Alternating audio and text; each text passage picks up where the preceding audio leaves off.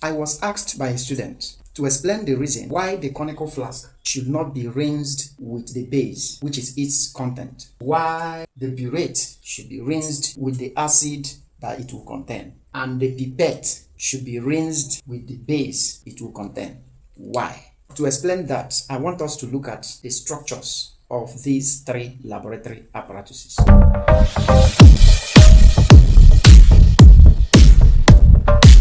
This is the pipette. This pipette has a specific volume of base it can carry. Although we have two main types of pipettes, the one whose capacity is 20 cm3 and the one whose capacity is 25 cm3. This particular one, the capacity is 25 cm3. So, common sense should tell you that it can only carry 25 cm3 of a base. So when you fill this, you can see there is a volume mark on the neck where the base must reach in order to accommodate the 25 cm3 of the base. Anything more than this is not used for titration. Burette also has a specific volume. This time around, the volume is 50 cm3. It is graduated from top to bottom, accommodating 50 cm3. So whenever you fill your burette to 0 level, here is 0, it means the content is already 50 cm3 in volume. But conical flask is not graduated, and this conical flask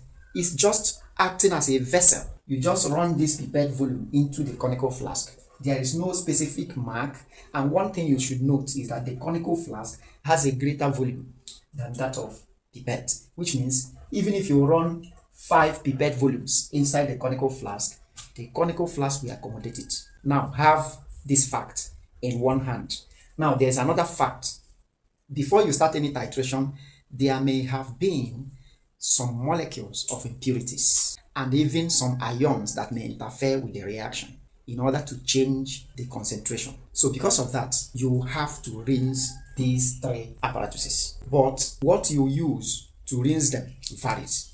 You don't have to use water to rinse the pipette and even the burette. If you use water to rinse the pipette, for instance, if there are droplets of water here and you run your base inside the pipette, those droplets of water will dissolve the base that you run inside the pipette, reducing their concentration. Therefore, to rinse this, you use the base that it will carry. Even if there are still droplets of the base, whenever you pour the same base inside here, at the end of the day, both the droplets and the ones you pour will all reach here, 25 cm3 mark. The same thing with burette. If you rinse with water and later add acid, that acid will dilute. But if you rinse with acid, remember there is a specific mark. Even if there are droplets of acid inside and you put another acid, the volume of the droplets with the volume of the incoming acid, provided it is the same substance, will all reach 0 level, and you are sure of the volume you have put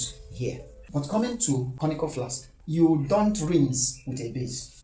If you rinse this with a base, remember, a base of specific volume is coming from pipette.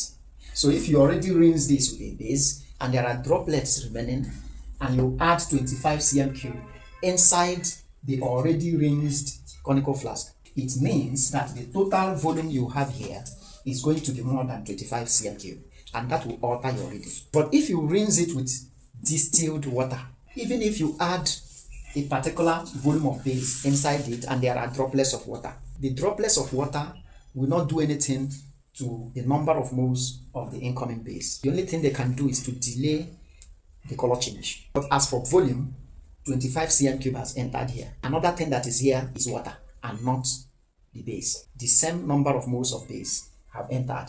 The same volume have entered.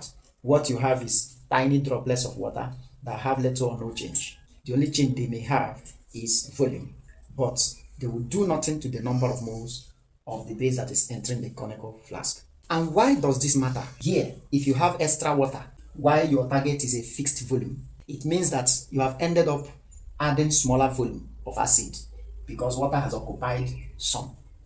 The same thing here, you want to add a fixed volume here, you have already rinsed with water. When you eventually add the base, water has already occupied some volumes. And at the end of the day, you end up adding smaller volume than 25 cm3. But when you rinse with water here, Yes, water will occupy some volumes, right? But whenever you transfer the base from conical flask, it is exactly 25 cm cube that you have transferred to this conical flask, right? Therefore, the presence of droplets of water here makes little or no significant change. I hope you got value. If you did, click on like, comment, share this video, tag your friends, follow and subscribe to my YouTube channel.